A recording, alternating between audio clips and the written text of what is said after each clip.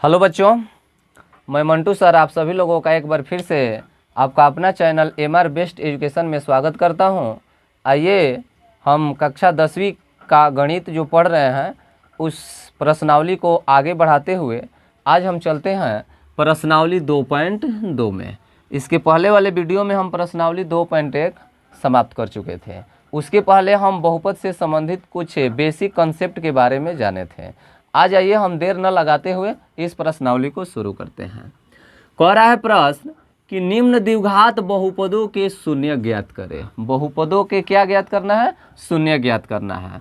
और शून्यकों तथा गुणांकों के बीच के संबंध की सत्यता की जांच करना है। सबसे पहले हमारा काम क्या है कि द्विघात बहुपद के शून्य ज्ञात करें। तो आइए सबसे पहले हम शून्यक निकालते हैं। पहला हमारा प्रश्न है, हल करते हैं इस पहला का। चूंकि शून्यक के लिए तो शून्यक के लिए क्या, यानी x का ऐसा मान हमको खोजना है कि ये पूरा आपका क्या हो जाए, शून्य हो जाए। यही ना होता है शून्यक। तो शून्य के लिए इन सबको शून्य के बराबर कर देते हैं सबसे पहले। तो x square minus 2x minus 8 बराबर 0।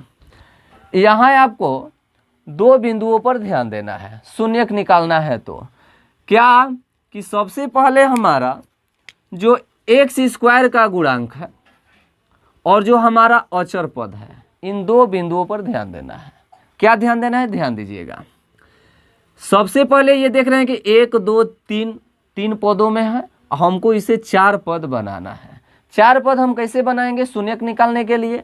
तो उसका नियम है कि जो एक्स स्क्वायर का गुणांक है तो स्क्वायर का गुणांक, तो इसका गुणांक कुछ नहीं है तो यहाँ 1 छिपा हुआ है।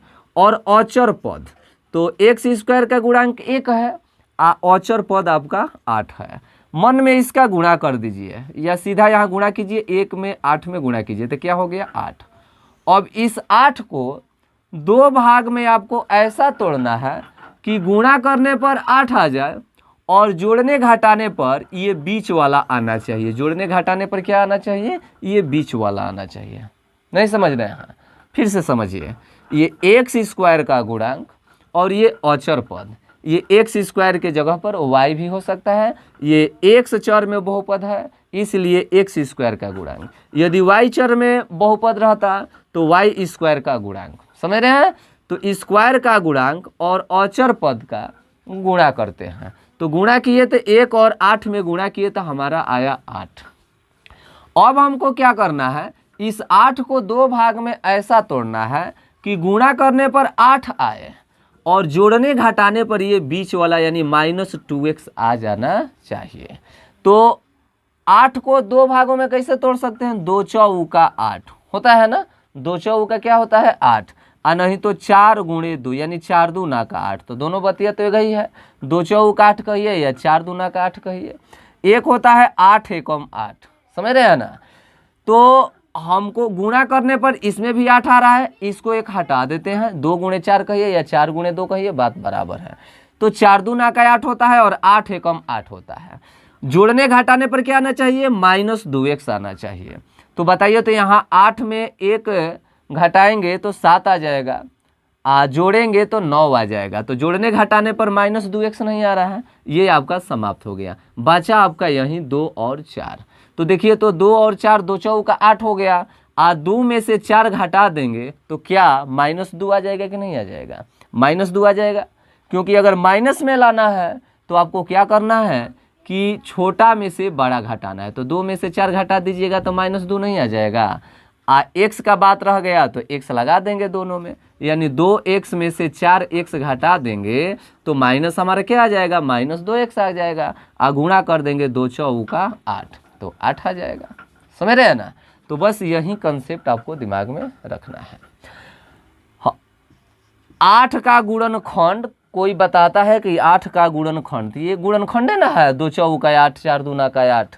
तो इसका निकालेंगे 2 चौका 8 2 दूना का 4 2 एकम 2। अब इसी से संबंध बनाना है। इससे संबंध आपको क्या बनाना है कि गुणा करने पर 2 गुणे 2 ये 8 आ ही जा रहा है, इसको 2 भाग में ऐसा तोड़ना है कि जोड़ने घटाने पर -2x आ जाए। तो हमारा संबंध क्या बना, 2 x में से 4 x घटा रहे हैं तो -2 x आ जा रहा है। तो हम इसको क्या लिख सकते हैं, बात समझ रहे हैं ना। बस एक अच्छे से क्वेश्चन समझिए, सब आपका बन जाएगा।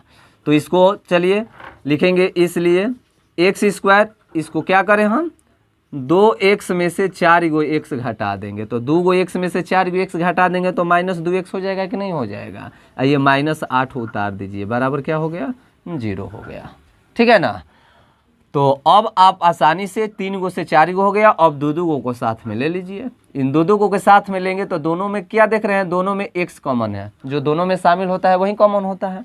तो दोनों में क्या कॉमन है, x कॉमन है। तो x कॉमन लिए तो यहाँ x बच गया, प्लस यहाँ क्या बच गया, 2 बच गया। इन दोनों में माइनस कॉमन है तो माइनस कॉमन, 4 दोनों में है तो 4 ले लीजिए। यहाँ x बच गया, माइनस कॉमन लिए हैं तो यहाँ चिन्ह परिवर्तन हो जाएगा, यानी प्लस हो जाएगा। 4 दूना का 8 बराबर 0। फिर यदि संदेह होगा तो ये गुणा करके देख लीजिए, x में गुणा कीजिएगा तो x², x में 2 से गुणा कीजिएगा तो 2x, -4 का गुणा x में कीजिएगा तो -4x, और -4 का गुणा 2 में कीजिएगा तो 4 दूना का 8 यानी -8 आ जा रहा है ऊपर वाला। यही है आपका नियम शून्यक निकालने का। अब इसका मतलब क्या, इन दोनों के बदला में 1 ले लीजिए, ये दोनों में से 1 कॉमन ले लीजिए। तो यहाँ क्या हो गया, x + 2 है, दोनों के बदला में 1, और एगो क्या आ गया हमारा, x - 4 बराबर 0। ध्यान क्या देना है, जो यहाँ आया है वही चीज़ यहाँ आना चाहिए। तो समझिए कि हमारा गुणनखंड सही, हमारा शून्यक सही निकल रहा है। अब इसका मतलब क्या होता है, इसका मतलब होता है या तो इतना बराबर 0 और नहीं तो इतना बराबर 0। तो बारी बारी से लेकर चलिए। यदि x + 2 बराबर 0 हो तो इसलिए x बराबर प्लस में 2 है, उधर जाएगा तो क्या हो जाएगा, -2 हो जाएगा। तो x का मान एगो आ गया हमारा क्या, -2। इसका निकाल लीजिए। यदि x - 4 बराबर 0 हो तो इसलिए x बराबर, माइनस उधर जाएगा तो क्या हो जाएगा, +4। यानी द्विघात बहुपद है तो जब इसका शून्यक निकालेंगे तो द्विघात बहुपद के शून्यकों की संख्या 2 होगा। तो द्विघात बहुपद के शून्यकों की संख्या 2 हो गया, क्या क्या, -2 और 4। तो हम लिख देंगे इसलिए शून्यक क्रमशः, तो शून्यक क्रमशः हमारा क्या आ गया, तो शून्यक क्रमशः हमारा आ गया -2 और 4। यही हमारा आंसर हो जाएगा। द्विघात बहुपद के शून्यक 2 होता है, एगो अल्फा होता है एगो बीटा होता है। रैखिक बहुपद रहता तो शून्यकों की संख्या 1 होता। त्रिघात बहुपद रहता तो शून्यकों की संख्या 3 होता। ये हम लोग बेसिक में पढ़ चुके हैं, ठीक है ना।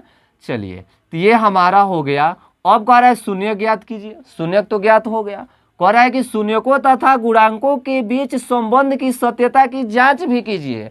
यानी जांच करके बताइए कि जो है आप लाए हैं ये सही है कि गलत है। जांच कीजिए कि कैसे सही है, कहने का मतलब ये है। तो संबंध की सत्यता की जांच करें। तो अब यहाँ हम लिखते हैं जांच। तो जांच क्या कैसे होता है देखिए। तो द्विघात बहुपद से 2 सूत्र होता है, एक शून्यकों का योग और एक शून्यकों का गुणनफल। तो लिखिए, चूंकि द्विघात बहुपद के शून्यकों का योग, तो शून्यकों का योग, तो शून्य क्या क्या आया है आपका, तो शून्यक आपका आया है -2 और +4। तो बताइए, तो शून्यकों का योग निकाल रहे हैं तो -2 में 4 जोड़ेंगे, यानी 4 में 2 घटाएंगे तो क्या आ जाएगा हमारा 2 आ जा रहा है। या इसी को हम सूत्र में लिखें, शून्यकों के योग को क्या कहते हैं, अल्फा + बीटा कहते हैं। शून्यकों के योग को क्या कहते हैं, अल्फा + बीटा कहते हैं। अल्फा + बीटा बराबर होता क्या है, तो -b/a होता है। -b/ क्या होता है, a होता है। अगर ये दिमाग में नहीं रहेगा तो -b क्या है, तो -b क्या है, तो b होता है x का गुणांक। किसका गुणांक होता है, b होता है आपका x का गुणांक। तो लिखेंगे x का गुणांक, आ बाटा में ए क्या होता है, तो स्क्वायर का गुणांक, एक्स स्क्वायर का गुणांक, तो एक्स स्क्वायर का गुणांक मान बैठा दीजिए, माइनस एक्स का गुणांक कितना है आपका, तो एक्स का गुणांक आपका -2 है, तो यहाँ लिख दीजिए -2। एक्स स्क्वायर का गुणांक कितना है, तो एक्स स्क्वायर का गुणांक यानी कुछ नहीं, तो एक से तो गुणा किया गया है ना, तो यहाँ 1 लिख दीजिए। तो बताइए, तो माइनस माइनस प्लस, अब बटा में 1, तो 2/1 क्या होता है, 2 ये ना होता है। तो बताइए, तो इस तरह से भी शून्यकों का योग निकाले तो 2 आया, सूत्र की सहायता से भी शून्यकों का योग निकाले तो 2 ही आया। तो बताइए, तो ये दोनों बराबर हो गया कि नहीं हो गया, तो एगो हमारा जांच हो गया। ये जांच हमारा ये बता रहा है कि एगो शून्यक हमारा ये सही है। उसी तरह ये एक जांच हमारा हो गया। अब दूसरा जांच क्या होता है, एक द्विघात बहुपद के शून्यकों का गुणनफल, एगो इस सूत्र होता है। तो अब उसको हम देख लेते हैं। ये दिखाई दे रहा है नीचे ना, नहीं दिखाई दे रहा है, इधर देखिए, ये मिटा दे रहे हैं।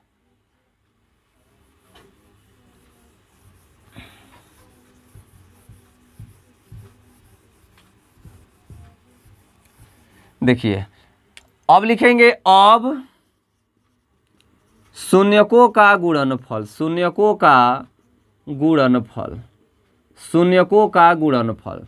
तो शून्य कौन कौन सा आया था, तो -2 गुणे 4, तो गुणा कर दीजिए, तो 2 चौका क्या होता है, -8 होता है।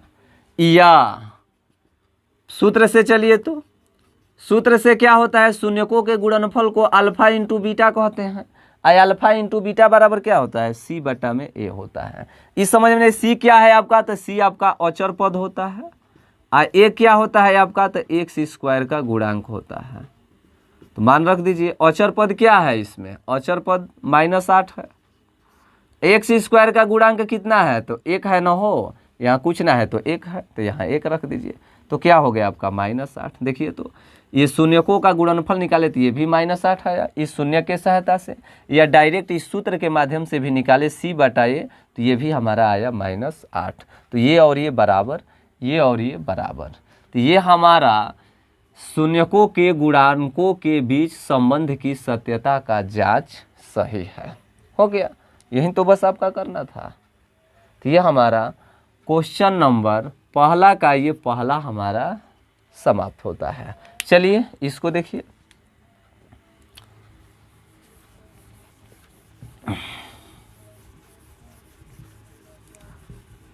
बस एक ध्यान से देखिएगा, सब एक जैसा है बनेगा। अच्छे से एक बार इसको प्रैक्टिस कीजिए। देखिए दूसरा क्या है आपका, दूसरा है आपका 4s² -4s + 1। तो शून्य के लिए चलेंगे, लिखेंगे हल में शून्य के लिए, शून्य के लिए। तो शून्य के लिए लेकर चलेंगे तो क्या करेंगे, शून्य के लिए लेकर चलेंगे तो इसको शून्य के बराबर करेंगे। 4s² -4s + 1 बराबर 0। बस आप एक से एक को लेकर दिमाग में चलिए, दिमाग में रखिए कि s नहीं x है, समझ रहे हैं ना। बस सवाल वही है। नियम क्या है कि स्क्वायर का गुणांक और अचर पद को मन में गुणा करें तो 4 एकम क्या होता है, 4 होता है। इस 4 को 2 भाग में ऐसा तोड़िए कि गुणा करने पर 4 ही आए और जोड़ने घटाने पर क्या आना चाहिए, -4s आना चाहिए, ये बीच वाला आना चाहिए। तो क्या होता है, 2 दूनी का 4 होता है कि नहीं होता है। तो 2 और 2 जोड़ेंगे तो 4 हो जाएगा कि नहीं हो जाएगा। -4 लाना है तो -2 कर दीजिएगा, आ जाएगा -4। एकदम आसान तो है।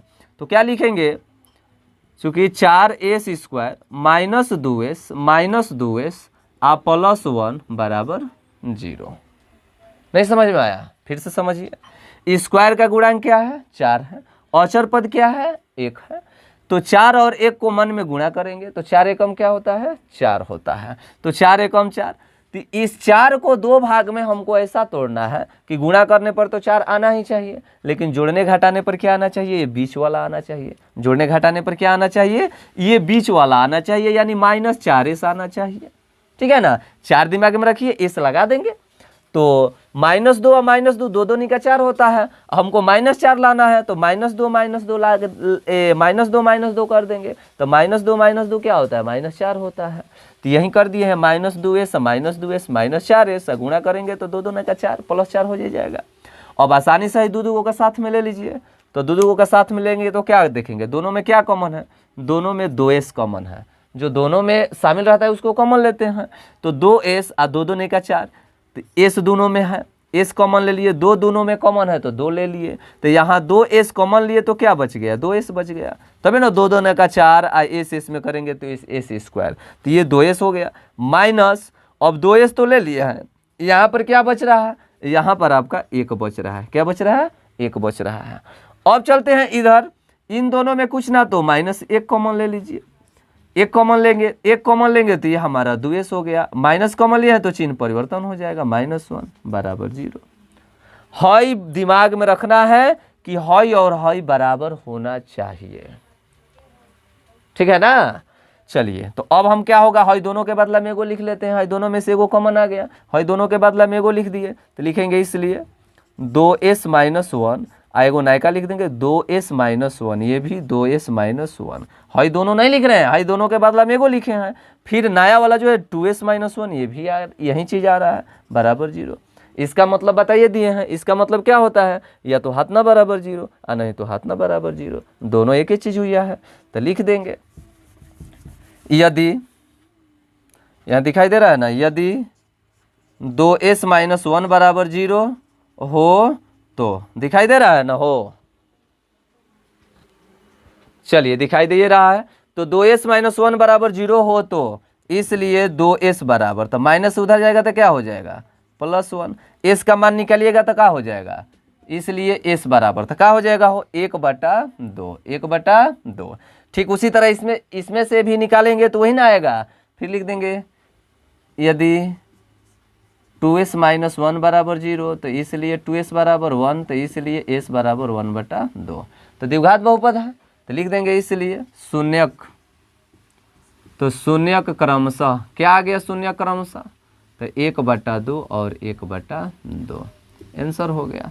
अब जांच कर लीजिए, जांच कैसे होता है, जांच का नियम यही है, शून्यकों का योग लिखेंगे, चूंकि शून्यकों का योग, शून्यकों का योग, तो शून्य क्या क्या आया है, 1/2 और +1/2, जोड़िए इसको, तो 1/2 यानी आधा आधा क्या होता है, 1 होता है, शून्यकों का योग 1 हो गया। या सूत्र से थोड़ा निकालिए तो सूत्र से चलते हैं तो शून्यकों के योग को अल्फा प्लस बीटा कहते हैं, अल्फा प्लस बीटा बराबर -b/a होता है। ये b क्या है, तो x² का गुणांक है, तो यहाँ ध्यान देना है कि माइनस, यहाँ b क्या है, तो b s का गुणांक होगा, यहाँ x नहीं ना है, ये s चर में दिया है, तो यहाँ लिखेंगे s का गुणांक, अब बटा में a क्या है, तो s² का गुणांक है, s² का गुणांक है, तो बताइए, तो मान रख दीजिए, माइनस s का गुणांक कितना है, तो -4 है, तो यहाँ -4, s² का गुणांक क्या है, तो 4 है, तो देखिए तो माइनस माइनस क्या हो जाएगा, प्लस, 4/4 क्या हो जाएगा, 1 हो जाएगा। देखिए तो शून्यकों का योग इसे भी निकाले तो 1 आया, सूत्र की सहायता से भी शून्यकों का योग निकाले तो 1 आया, तो बताइए तो ये दोनों एगो जांच हमारा हो गया कि नहीं हो गया। अब हमारा दूसरा जांच क्या बच रहा है, शून्यकों का गुणनफल, शून्यकों का क्या गुणनफल, तो उसका कीजिए शून्यकों का गुणनफल। अब हम लिखेंगे क्या, शून्यकों का गुणनफल, तो अब लिखेंगे, अब शून्यकों का गुणनफल, शून्यकों का गुणनफल, तो क्या क्या आया है शून्य का आपका, तो 1/2 और गुणे 1/2, गुणा करेंगे तो क्या होगा, 1 एकम 1 और 2 दूना का 4, या सूत्र से निकालिए तो क्या होता है, तो शून्यकों के गुणनफल को अल्फा इंटू बीटा कहते हैं, अल्फा इंटू बीटा बराबर क्या होता है, तो c/a होता है। ये c क्या है, तो अचर पद है, a क्या है, तो s² का गुणांक है, x² का गुणांक होता है, लेकिन यहाँ इसमें आपका x नहीं दिया है, s दिया है, तो क्या दिक्कत है, s² का गुणांक है, तो लिख दीजिए अचर पद, तो अचर पद इसमें क्या है, 1 है, s² का गुणांक क्या है, तो 4 है, तो 1/4, देखिए तो ये और ये बराबर हो गया कि नहीं हो गया, तो हम लिख सकते हैं, अतः शून्यकों तथा गुणांकों के बीच संबंध की सत्यता का जांच संपन्न होगा। तो ये हमारा ये क्वेश्चन नंबर पहला का पहला और दूसरा हमारा कंप्लीट होता है। अब हम अगले वीडियो में पढ़ेंगे ये तीसरा, चौथा, पांचवा और छठवां। ठीक है दोस्तों, धन्यवाद।